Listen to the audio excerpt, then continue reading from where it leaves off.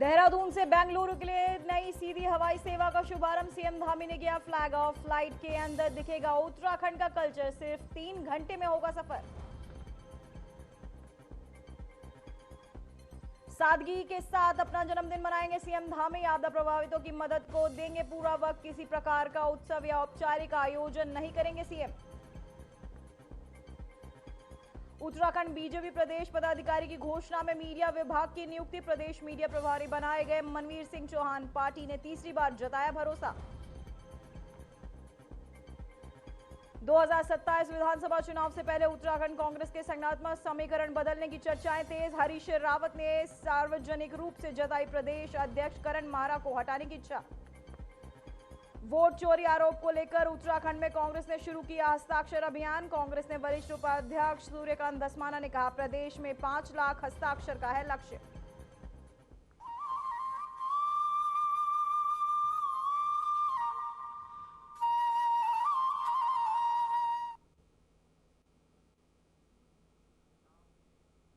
नमस्कार, मैं हूं पूजा सिंह और आप देख रहे हैं हमारा अपना उत्तराखंड का ये खास बुलेटिन। चलिए बुलेटिन की शुरुआत करेंगे आज की कुछ खास बड़ी खबरों के साथ। उत्तराखंड के मुख्यमंत्री पुष्कर सिंह धामी ने देहरादून से बेंगलुरु के लिए नई सीधी हवाई सेवा का शुभारंभ किया। ये सेवा देहरादून के जॉलीग्रांट एयरपोर्ट से शुरू हुई, जहां एक फ्लैग ऑफ कार्यक्रम का आयोजन किया गया। इस अवसर पर मुख्यमंत्री धामी ने हरी झंडी दिखाकर विमान को रवाना किया। इस मौके पर मुख्यमंत्री ने कहा कि यह सेवा राज्य के पर्यटन, व्यापार और निवेश को नया आयाम देगी और उत्तराखंड की आर्थिक स्थिति को मजबूती मिलेगी। उन्होंने बताया कि देहरादून अब दिल्ली, मुंबई, कोलकाता, हैदराबाद, अहमदाबाद और बेंगलुरु जैसे देश के लिए प्रमुख महानगरों से सीधे जुड़ गया है।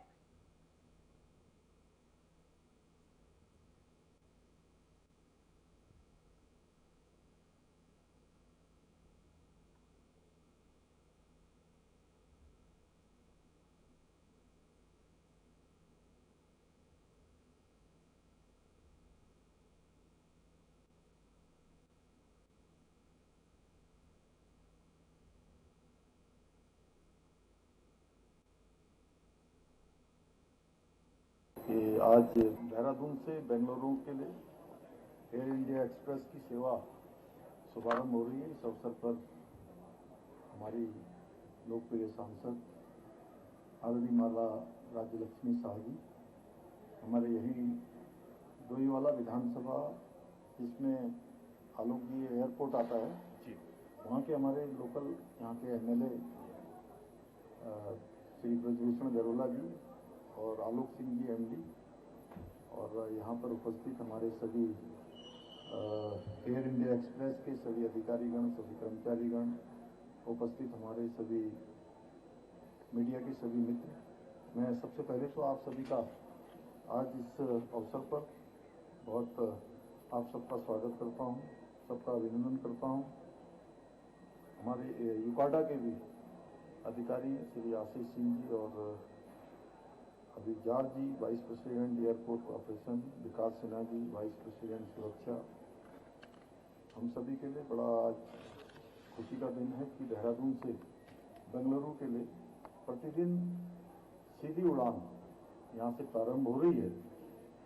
लंबे समय से इसके लिए हम सभी सीधी सेवा चलाने के लिए प्रयासरत थे और ये सेवा न केवल उत्तराखंड और दक्षिण भारत के बीच हवाई कनेक्टिविटी को और सशक्त बनाएगी और मजबूत बनाएगी, बल्कि सभी नागरिकों को भी जिनको यहाँ से बेंगलुरु के लिए आवागमन करना है या वहाँ से यहाँ आना है, उन सभी को अच्छी सुविधा इससे प्राप्त होगी और इससे हमारा टूरिज्म सेक्टर, व्यापार और सामाजिक आर्थिक विकास को भी एक नई आर्थिक गति मिलेगी।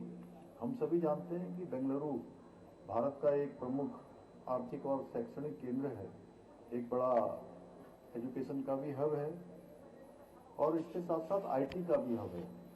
इस सेवा के प्रारंभ होने से व्यापारियों को, स्टूडेंट्स को, हमारे टूरिस्ट को और इंडस्ट्री के क्षेत्र में काम करने वाले और साथ में आम नागरिकों को बहुत आसानी होगी। और आज के इस अवसर पर मैं एयर इंडिया एक्सप्रेस की पूरी टीम को धन्यवाद करता हूँ। देवभूमि उत्तराखंड में आप सभी का हार्दिक अभिनंदन करता हूँ तथा आप सभी को बधाई देता हूँ, क्योंकि ये इंडिया एक्सप्रेस के लिए भी गर्व का विषय है। आज देहरादून उसका 58वां स्टेशन बन गया। इस सेवा के माध्यम से हमारे प्रदेशवासियों को केवल बेंगलुरु ही नहीं, इसके अतिरिक्त भी 18 अन्य महत्वपूर्ण शहर जैसे चेन्नई, गोवा, कोची, कोझिकोड, मंगलुरु, पुणे, रांची, तिरुवनंतपुरम, विजयवाड़ा और विशाखापत्तनम तक भी जो सहज कनेक्टिविटी है, उस सहज कनेक्टिविटी का लाभ मिलेगा। मुझे ये जानकर अत्यंत प्रसन्नता की अनुभूति हो रही है कि एयर इंडिया एक्सप्रेस की टेल्स ऑफ इंडिया पहल के अंतर्गत इस सेवा के लिए प्रयोग में लाए जाने वाले बोइंग विमान को उत्तराखंड की पारंपरिक ऐपड़ कला से भी सजाया गया है।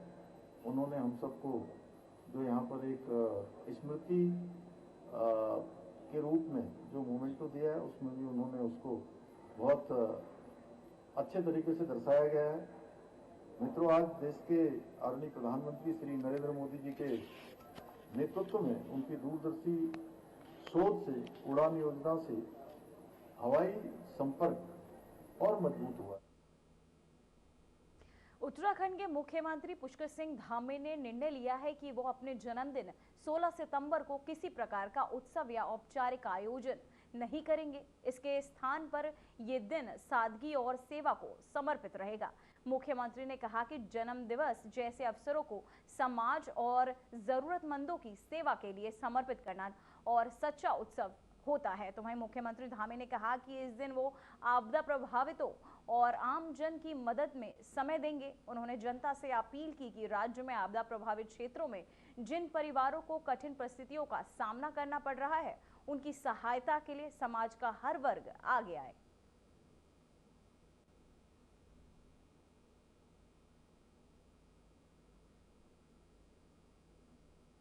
तो वहीं आपको बताते चले, सेवा और सादगी को समर्पण सीएम का जन्मदिन। तो वहीं आपको बताते चले, बड़ी ही सादगी के साथ इस साल सीएम अपना जन्मदिन मनाएंगे, सादगी से अपना जन्मदिन मनाएंगे, साथ ही आपदा प्रभावितों की मदद को देंगे पूरा समय।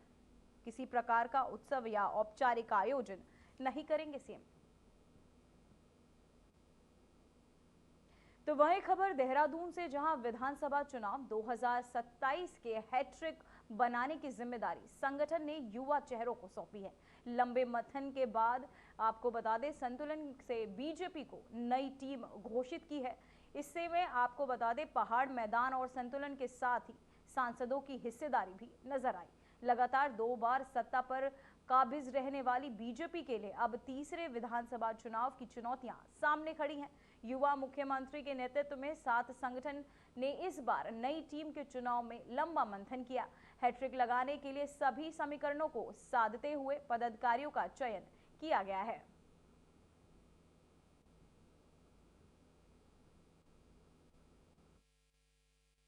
नहीं, पहली बार नहीं किया गया है। हमारी भारतीय जनता पार्टी में मातृशक्ति को पूर्ण सम्मान दिया जाता है और 33% आरक्षण अगर संगठन में देने का काम किया है तो भारतीय जनता पार्टी ने हमेशा किया है। हम जिले की टीम की बात करें, हम मंडलों की टीम की बात करें, हम प्रदेश की टीम की बात करें, चाहे राष्ट्रीय टीम की बात करें, हर टीम में मातृशक्ति को स्थान दिया गया है और लगभग 33% के आसपास हम आरक्षण को भी उसमें पूरा करने की कोशिश करते हैं।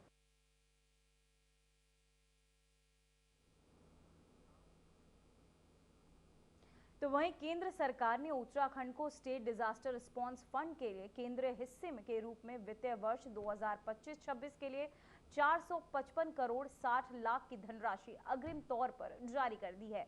इस सहायता को लेकर मुख्यमंत्री पुष्कर सिंह धामी ने प्रधानमंत्री नरेंद्र मोदी और गृह मंत्री अमित शाह का आभार व्यक्त किया है।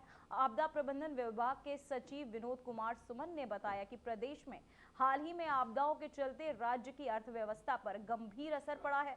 प्रधानमंत्री के तहत पहले ही 1200 करोड़ की आर्थिक सहायता की घोषणा की गई थी, जिसके तहत ये 455.60 करोड़ की पहली किश्त राज्य को प्राप्त हो गई है। इसी बीच मुख्यमंत्री धामी ने सभी संबंधित विभागों को निर्देश दिए हैं कि वे इस सहायता राशि का समुचित और पारदर्शी उपयोग सुनिश्चित करें ताकि इसका अधिकतम लाभ जरूरतमंदों तक पहुंच सके।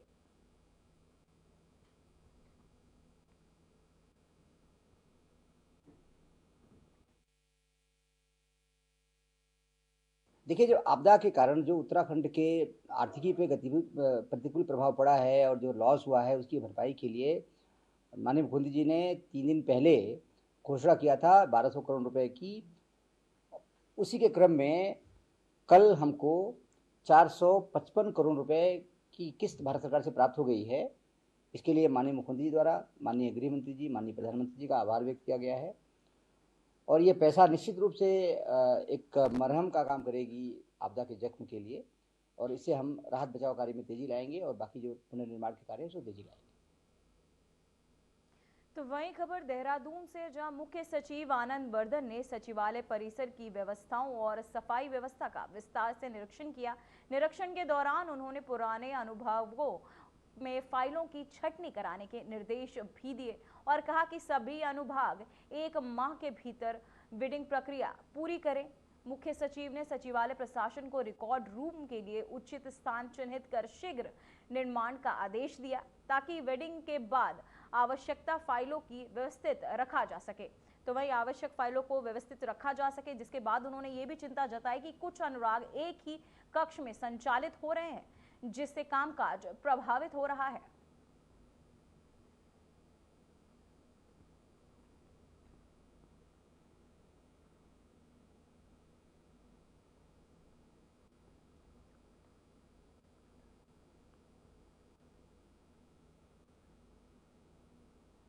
तो वहीं आपको बताते चले, सचिवालय में फाइलों की बिडिंग के रख रखाव को लेकर निर्देश दिए गए। वहीं आपको बता दें, मुख्य सचिव का सचिवालय निरीक्षण, जिसके तहत उन्होंने संबंधित अधिकारियों को कई निर्देश भी दिए, साथ ही सचिवालय के फाइलों की बिडिंग की। और इसके बाद आपको बताते चले कि पोटा कैबिन में अनुराग स्थानांतरण को लेकर भी उन्होंने अपनी बात रखी। मुख्य सचिव का सचिवालय निरीक्षण, जिसके तहत आपको बता दें सचिवालय में फाइलों की बिडिंग की गई और साथ ही संबंधित अधिकारियों को निर्देश भी दिए गए। पोटा केबिन में अनुराग स्थानांतरण, अनुभाग के स्थानांतरण को लेकर जो है मुख्य सचिव का सचिवालय निरीक्षण, साथ ही सचिवालय में फाइलों की बिडिंग की गई, जिसके चलते आपको बताते चले कई अधिकारियों को निर्देश भी दिए गए। अब वक्त हो चुका है एक छोटे से ब्रेक का।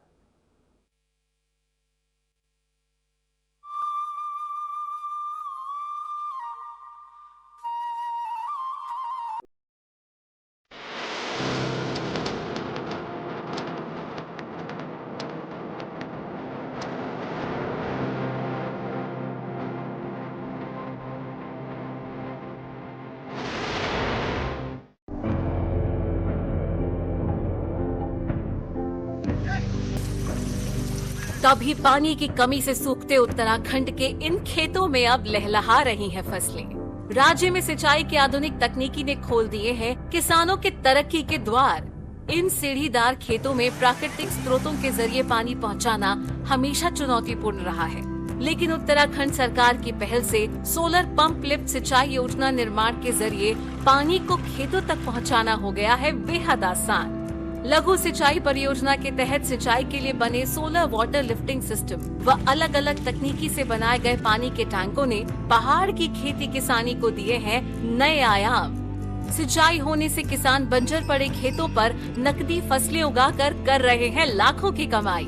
सौर ऊर्जा से चलने वाले पंपिंग सिस्टम से किसानों की बिजली पर निर्भरता भी हो गई है खत्म। सरकार का किसानों की आय दोगुना करने का संकल्प हो रहा है पूरा।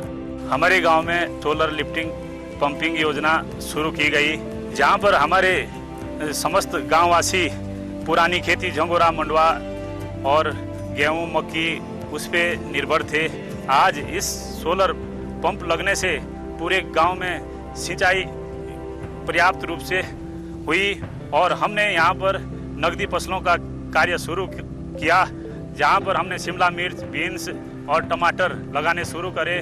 जिन खेतों पे कुछ नहीं होता था, आज वहाँ पर नकदी फसलें बहुत अच्छी हो रही है और बहुत अच्छा दाम कमाया, पूरे गांव वालों को बहुत बड़ा फायदा मिला। अब तक सोलर पंप सिस्टम के तहत राज्य भर में 497 जियो और आरसीसी टैंकों का किया गया है निर्माण। स्थानीय संसाधनों के सतत प्रबंधन से उत्पादकता और ग्रामीण समुदाय की आय में वृद्धि करने के लिए प्रतिबद्ध है उत्तराखंड सरकार। सौर ऊर्जा से समृद्ध किसान, समृद्ध प्रदेश।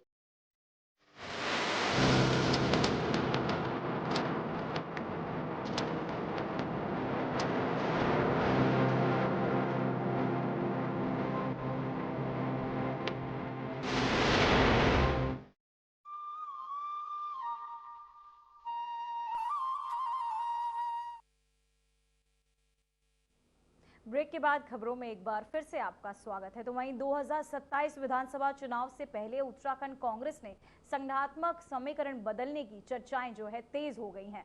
पार्टी के वरिष्ठ नेता और पूर्व मुख्यमंत्री हरीश रावत ने प्रदेश अध्यक्ष करण माहरा को हटाने की सार्वजनिक रूप से इच्छा जताई है। वहीं जो राजनीतिक गलियारों में हलचल का कारण बन गया है।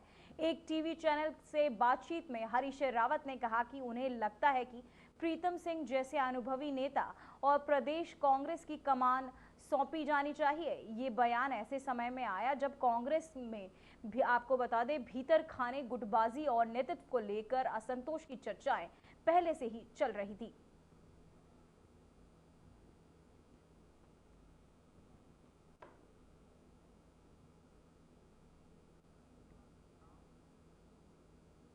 तो वहीं बीजेपी पर लगातार वोट चोरी का आरोप लगा रही कांग्रेस देश भर में इसको लेकर अभियान चला रही है। इसी क्रम में उत्तराखंड में भी कांग्रेस 15 सितंबर से हस्ताक्षर अभियान की शुरुआत करेगी, जिसको लेकर कांग्रेस वरिष्ठ उपाध्यक्ष सूर्यकांत धस्माना ने कहा कि उत्तराखंड में यह अभियान 15 सितंबर से शुरू होकर 15 अक्टूबर तक चलेगा और हमारा लक्ष्य प्रदेश में 5 लाख हस्ताक्षर कर शीर्ष नेतृत्व को भेजना है और इस अभियान के जरिए हम लोगों तक इस बात को पहुंचाएंगे।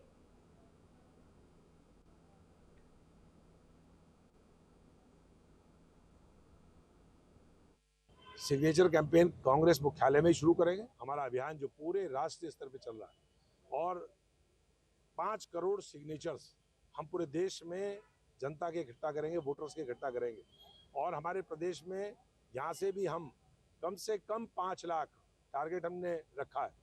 10 लाख तक हम करने की कोशिश करेंगे। यहाँ से हस्ताक्षर करवा करके 70 की 70 विधानसभाओं से और अपने राष्ट्रीय अध्यक्ष जी को सौंपेंगे, जो राष्ट्रीय नेतृत्व के साथ उसको मुख्य निर्वाचन आयुक्त को देगा।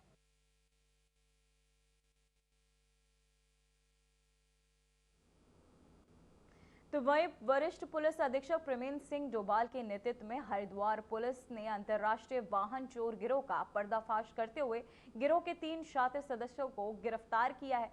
इनके कब्जे से 20 चोरी की मोटरसाइकिलें बरामद की गई। एसपी सिटी पंकज गरौला ने जानकारी देते हुए बताया कि ये गिरोह उत्तराखंड और उत्तर प्रदेश के विभिन्न जिलों में सक्रिय था।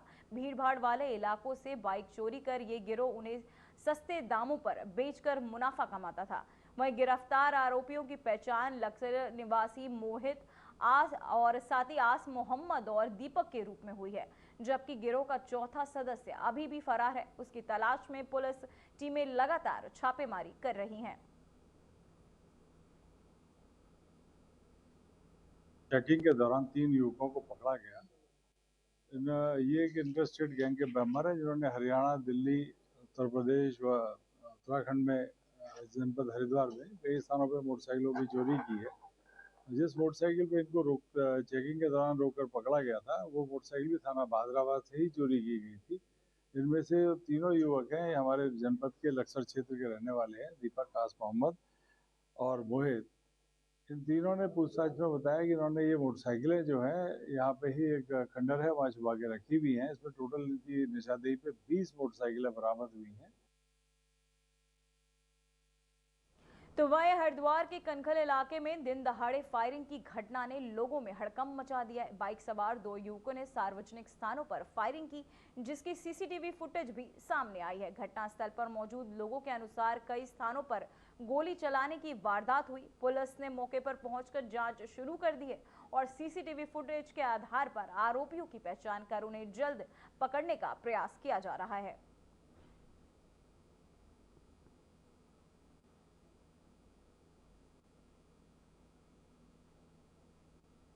तो वहीं उत्तरकाशी के जिलाधिकारी प्रशांत आर्य ने मोरी विकास खंड में आपदाग्रस्त क्षेत्रों का दौरा कर सड़कों और भूस्खलन स्थलों का निरीक्षण किया। उन्होंने अवरुद्ध मार्गों को जल्द सुचारू करने और फसलों के नुकसान का आकलन करने के निर्देश दिए। वहीं डीएम ने नाले निर्माण, पैदल मार्ग सुधार और भूस्खलन के खतरे में आए घरों के लिए सुरक्षात्मक कार्य कराने को कहा।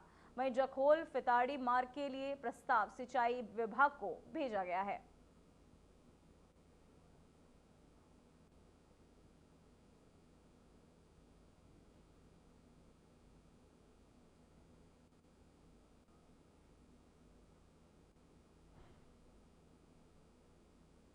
तो वहीं उत्तरकाशी के NH 707A के कैप्टी यमुना पुल मार्ग पर जीवन आश्रम के पास भूस्खलन से सड़क का करीब 100 मीटर हिस्सा बह गया। ये आपको बता दें, इससे बड़कोट, पुराला, मोरी और नौगांव से मसूरी होकर देहरादून जाने वाले यात्रियों को अब विकास नगर मार्ग का उपयोग करना पड़ रहा है। प्रशासन ने वैकल्पिक मार्ग से आवागमन की अपील की है और सड़क मरम्मत का कार्य जल्द शुरू होने की उम्मीद है।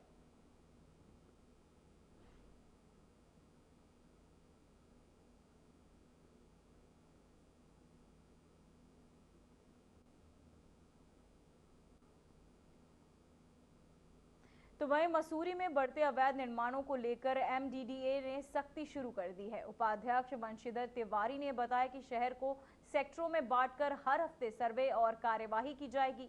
अवैध निर्माण मिलने पर नोटिस, सीलिंग और FIR होगी। वहीं वंशीधर ने बताया कि वन टाइम सेटलमेंट पॉलिसी का प्रस्ताव तैयार किया गया है। साथ ही मकान निर्माण के लिए पूर्व स्वीकृति नक्शे ऑनलाइन उपलब्ध हैं। बारिश से क्षतिग्रस्त सड़कों की मरम्मत और 0 पॉइंट पर पार्किंग निर्माण कार्य जल्द शुरू होगा।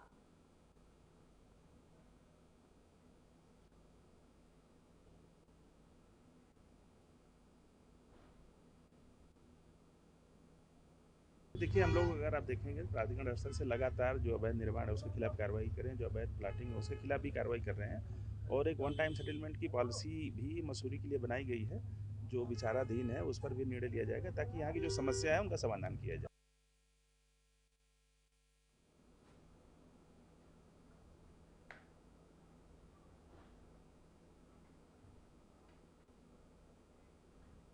तो वहीं रामनगर विधानसभा क्षेत्र के रामनगर वन प्रभाग के प्रभागीय वनाधिकारी के रूप में DS मतौलिया ने अपना कार्यभार संभाल लिया है। नए प्रभागीय वनाधिकारी ने वन और वन्य जीवों की सुरक्षा और वन संरक्षण को अपनी पहली प्राथमिकता बताया है।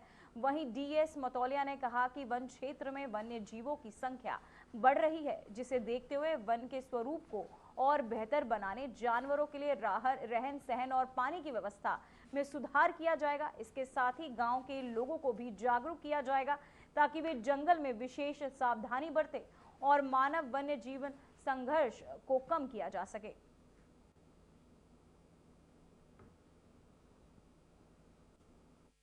मेन प्राथमिकता रहेगी हमारे वन एवं वन्य जंतुओं का सुरक्षा और वनों का संवर्धन। इसके साथ साथ यहाँ पे जो वर्तमान में हमारी जो वाइल्ड लाइफ वन्य जंतु की संख्याएं बढ़ी है, तो मैन एनिमल कॉन्फ्लिक्ट भी काफ़ी बढ़ी हुई है। तो हमारा ये एक मुख्य उद्देश्य रहेगा कि इस मैन एनिमल कॉन्फ्लिक्ट को घटाया जाए।